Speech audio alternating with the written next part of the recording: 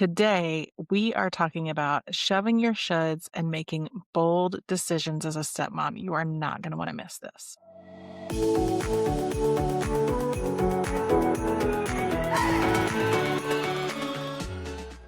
Welcome, welcome. I am so excited about today's episode because we have back one of our previous guests. She's been on a couple of episodes with us in the past, and I'll link to those in the show notes. But we have brought Jessica Frew back, and she is one of my favorite people. I always tell her she's a little ball of sunshine. She is so positive and has such a strong sense of self and really brings that energy to all of her clients. And she's bringing it to all of us today. So Jessica is the author of Shove Your Shoulds, a brand new book that she is going to give you for free. And I'm going to put a link to that in the show notes as well. She is a speaker and she is a bold decision coach. And if you're wondering what that is, we're going to talk about it in the episode. But Jessica helps ambitious women unlearn the conditioning they were raised with so that they can make bold, imperfect decisions without guilt, fear, or second guessing. She is a speaker, author, and coach. She blends personal experience, including navigating divorce, a mixed orientation marriage. You heard that correctly.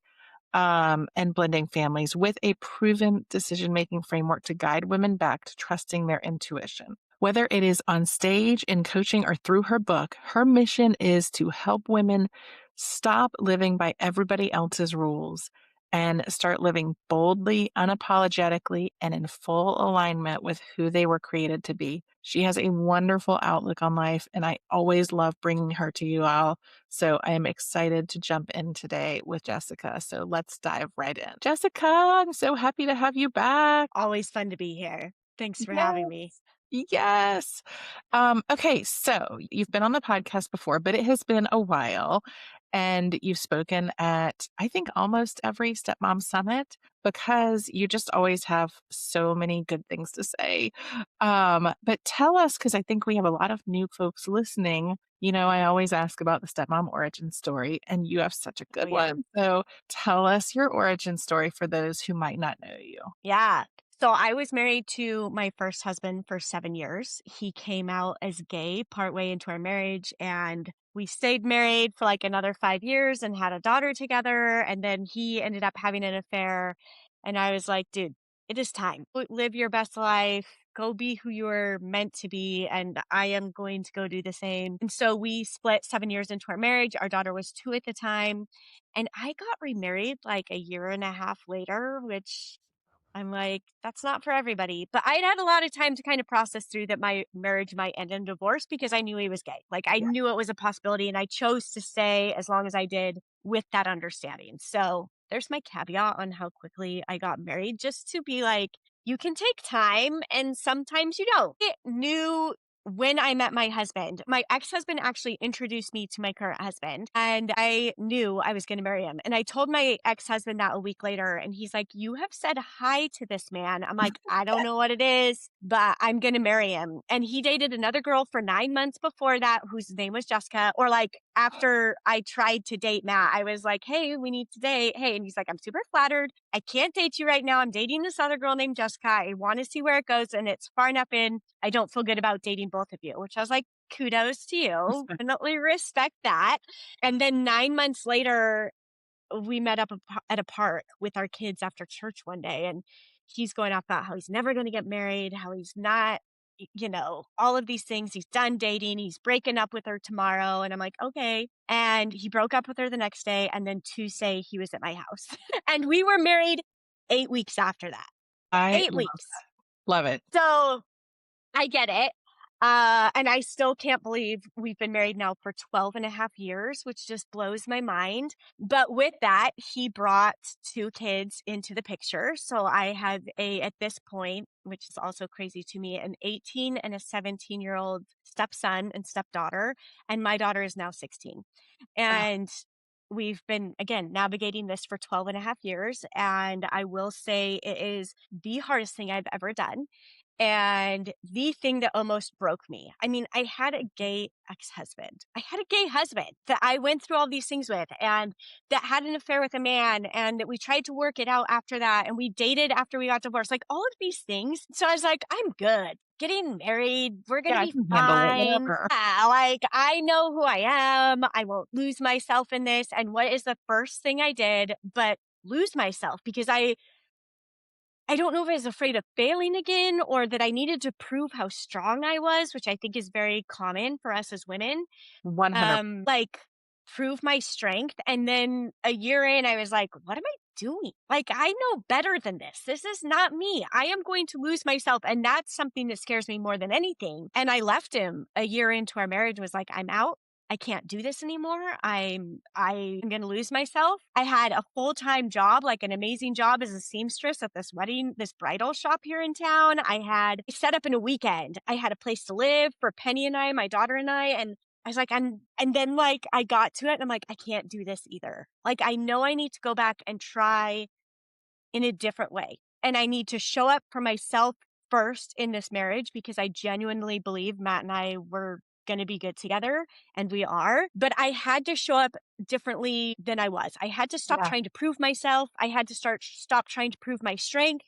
I had to set boundaries and be clear about what I would and would not do. And once I did that, it still took some time for us to figure things out, but it started healing things in ways I didn't expect and allowed all of us to show up in the relationship in a way that actually worked for us and that felt safe for everybody. And I started to feel safe in my house again. And I started to feel safe, in how I interacted with his ex-wife, which is I didn't interact with his ex-wife. And finding my footing gave him space to speak up for himself. And it gave space for our stepkids to have a voice and my daughter. And oh man, I'm so glad I went back. It is, and again, that is not for everybody to go back and stay. But But let's yeah, talk there's about like that a little the bit, broad like, strokes. yeah, let's talk a little bit about that because, like, you hit your breaking point. Mhm, I talked to so many stepmoms who I want you to talk a little bit more about what that breaking point was and what you were mhm, noticing about losing yourself, because I feel like so many stepmoms come into this and way overperform and I also mhm. think that's a woman thing, right? Like Yes. overdo it because we feel like we have to.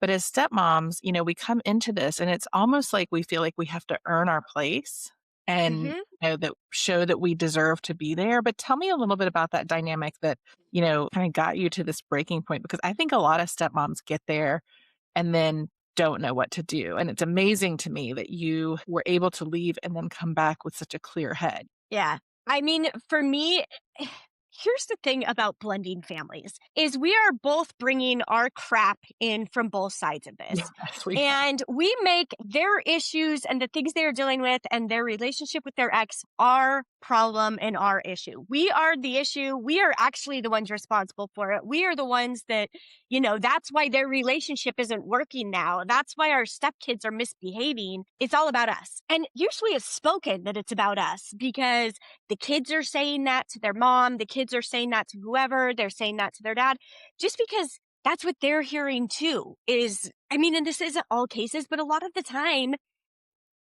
we're the easy scapegoat for everybody as the step parent. And for me, that breaking point looked like I was having the conversations between him and his ex-wife. I was the one that was making all the plans because that's what the mom does. I was a stay-at-home mom. And so that's what I do. I take the kids to school. I do X, Y, and Z, even at the sacrifice of not being able to take my own daughter and having to call my parents to step in for my parenting responsibilities with my daughter, which was fine. They were happy to do it. And I was glad I had parents that did that. But also I was getting resentful because I was missing moments with my Yeah. daughter Yeah. in sacrifice of his, which those moments were limited too because I'm co-parenting as well. And she's spending every other week at her dad's house. Yeah. Yeah. And so there's like this slow giving up of what is important to us because, again, we're trying to prove our worth. We're trying to prove we're worth having around. We're trying to create that. It also looked like my husband, as soon as we got married, was trying to process things he thought he had dealt with from his first marriage that he did not realize were still an issue until we were standing at the altar and got married. Yeah. And literally on our honeymoon, it hit. And I watched him shut down on me. And I was like, what just happened? And of course, I'm going to think that's about me because it's just us on our honeymoon. Yeah. And so I'm like, what just happened? I remember the last night of our honeymoon just bawling, Oh, crying myself to sleep after he went to sleep, just being like, "What just happened?" It was seriously that quick.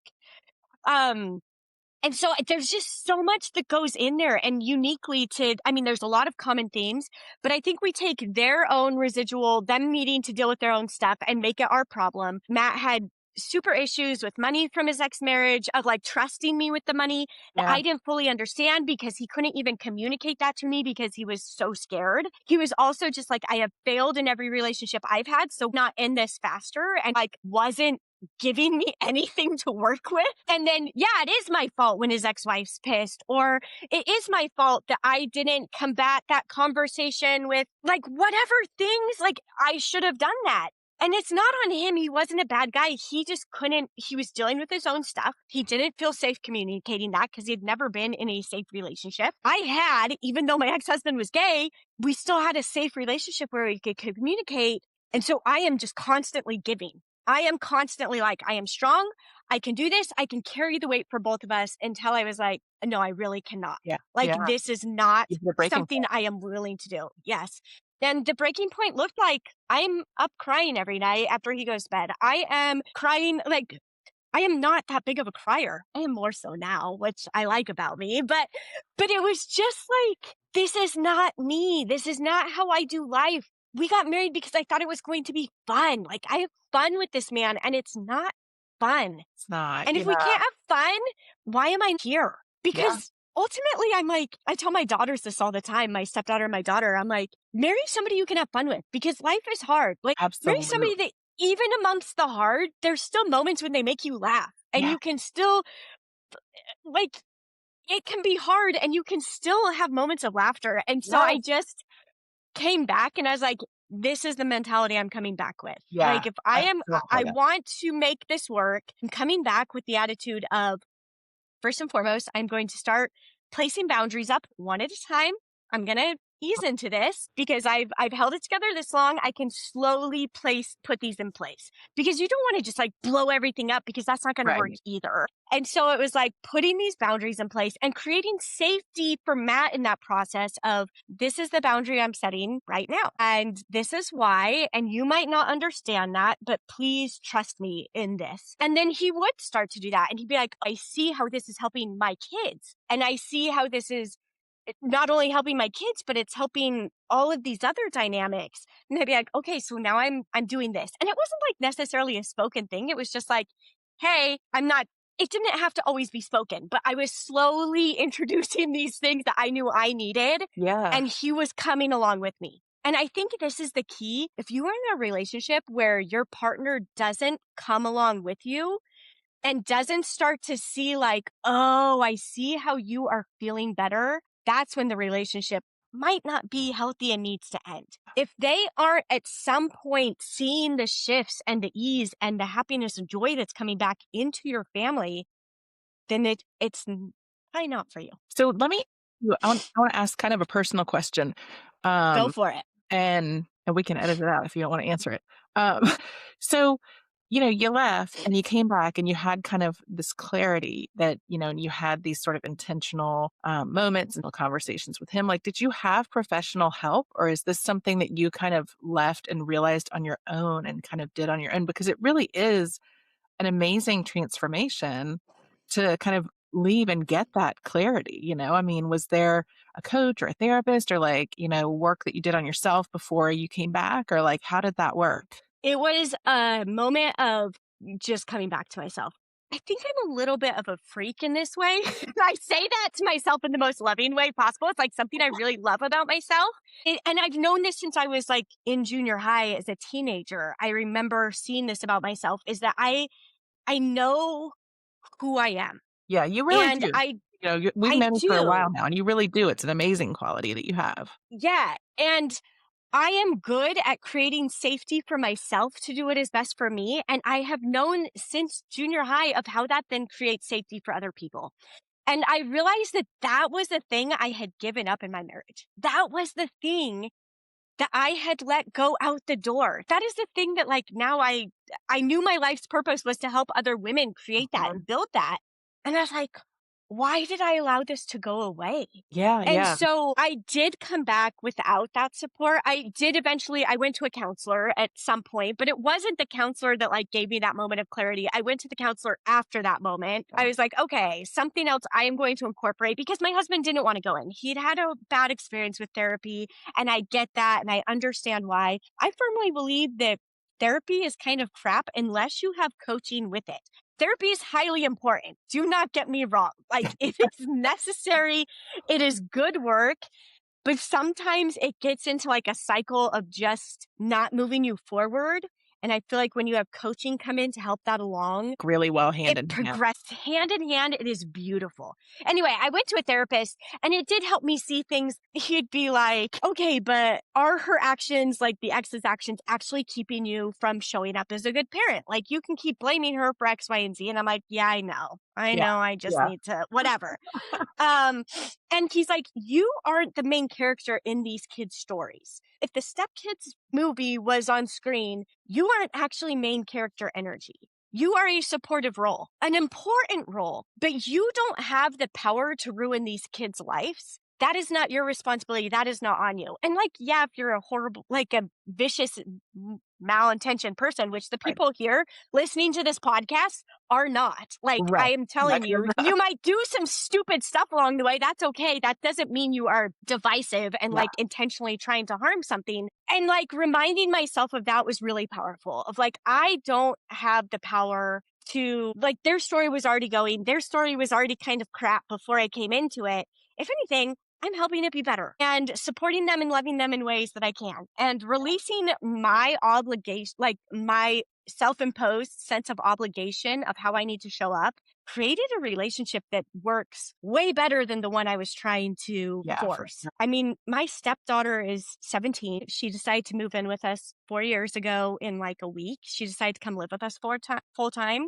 And I could not have imagined our relationship being what it is today. And I know it's because, and not that it's all me, but I have given her space to feel and to be herself and not pressured her to like have a certain type of relationship with me. But hey, I am here and she knows that And that's beyond a the doubt. biggest Like, gift you can give a stepkid is, like, that giving is, them the space to yes, kind of figure out what they want you to be in their life, you know? I mean, that is yes. an that's such a huge gift that you can give them. And that comes from not making it about you, Yeah, yeah. of like being like, but I have something to prove here. I need to show I'm a great stepmom. I mean, there are some things that I have done that I'm like, that could have looked like the bitchiest, I don't know if I'm allowed to swear, Yes, you are. worst move ever, but also it was what was best for everybody in the end. Yes, Yeah, it was a boundary I needed to set, but I knew it was going to benefit my stepkids as well, even though from the outside looking in, it looked horrible. Or like people I know were criticizing me, and I know his ex-wife was using it against me, and I'm like, I don't care. And it's created that safety for things to blossom. So back to your question. Yes, there was like some therapy involved in this. But ultimately that decision was just this deep knowing of my own, knowing how to work for myself, how to show up for myself in life, and reminding myself that that is the one thing I hadn't done in this relationship. And it's the only thing that makes relationships work. It is the only thing that brings calm and peace in relationships, is coming at it from a place where I am going to protect my own peace and have my own back and not put that on you. yeah, I'm not going to make this like that is not your purpose. Now, if you don't add to that peace and safety, you are not my person. And that's when I would have left Matt.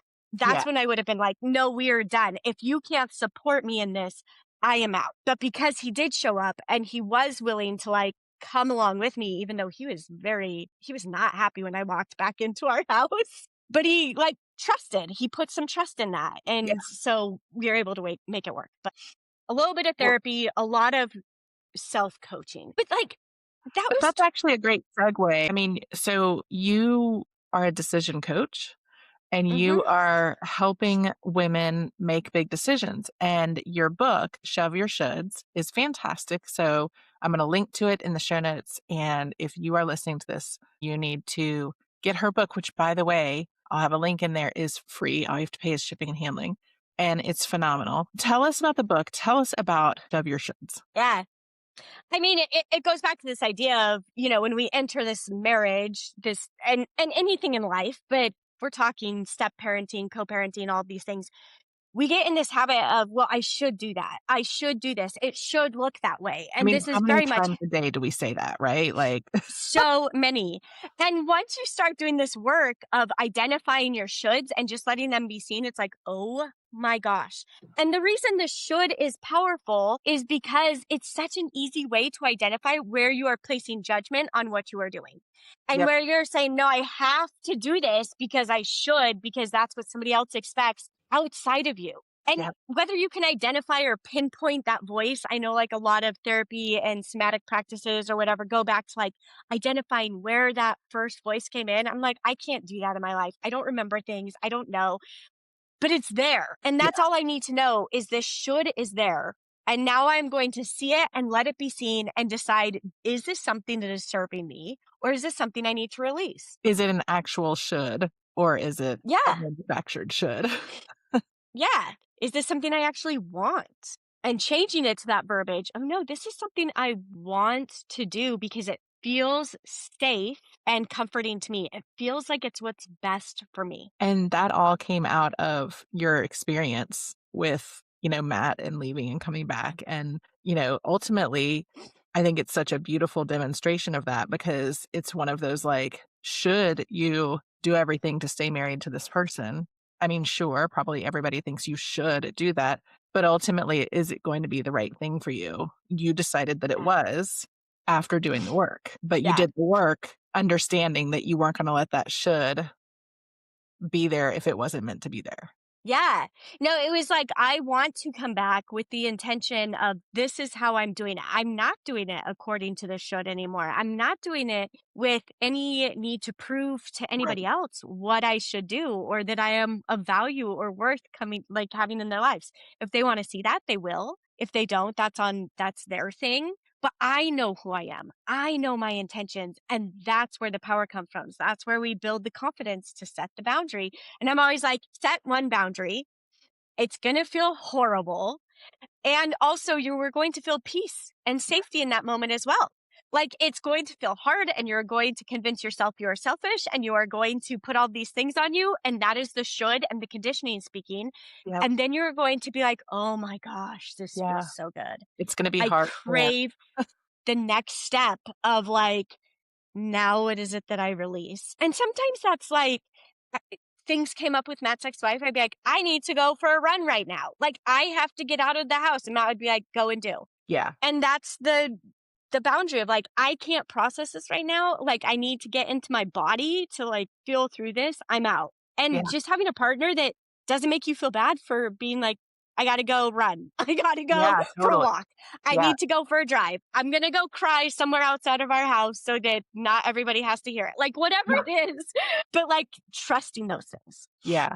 Yeah, it is so important. I mean, I remember when we first got married, it wasn't even a step-family dynamic issue per se, but, like, Hmm. I'm an only child. I lived alone for 10 years. Just, like, when we moved in together, the level of daily chaos that came with 4 kids, I was like, Yep. I and I sat down with Craig and I was like, I don't know how to say this. I love the kids. I love you. I'm gonna need to check out a little bit. Like the weeks that they're here. Yes. I'm just gonna need to like go up to the room and go to bed early or like get on my phone or talk to a friend, whatever, or Yeah. go to a pedicure. Like I just am gonna need some Cameron time. like and I really like that was, putting aside all the crazy dynamics, which we definitely had. It was Yes. just that, like, little bit of, like, the chaos. I was like, "Okay, we're Hmm. gonna have to identify some ways to cope with this." Yeah. And and that is how you cope with the bigger chaos Yeah, is being able to say like there's chaos in the day to day that I'm feeling, and this is overwhelming for me, and this is what I need. yeah, And having a partner that hears that and is like, okay, I understand. And Yeah, maybe they totally. don't understand because they can't, because they're not you, but I see that's what you need and I support you Right. in that. Like, Yeah, that is the key right there that makes it doable. And again, yeah, if you don't have that or somebody that doesn't eventually come along with that, that's where you need to understand, is this where I stay or is this where I leave? yeah, Because 100%. I don't know many stepmoms that haven't been at that point Yeah, no, 100 of like, totally. do I I think stay or do I leave? yeah. Hey, tell me, you've written a book on the shoulds, you are a decision coach. What is, like, one of the most common shoulds that people come to you with? I Like, should stay in my marriage. oh, really? That's I the most should. That is the biggest thing that people come to me with. And it's usually the decision of, do I stay or do I go, mhm, for different reasons. Um, but it is this deep conditioning that I should be strong enough to stay. And I should be strong enough to stay exactly how it is. And I shouldn't want any more. And I should be grateful for what I mhm, have and what my partner brings. Like, that is huge within that decision of, well, I should just be appreciative. It's not as bad as so and so's marriage. It's not as bad as, I'm not getting abused. I'm not X, Y, and Z. I'm like, but are you really not getting abused? Because this is a level of abuse. Anyway, but like, I should be grateful. yeah. I should be appreciative. I shouldn't want more.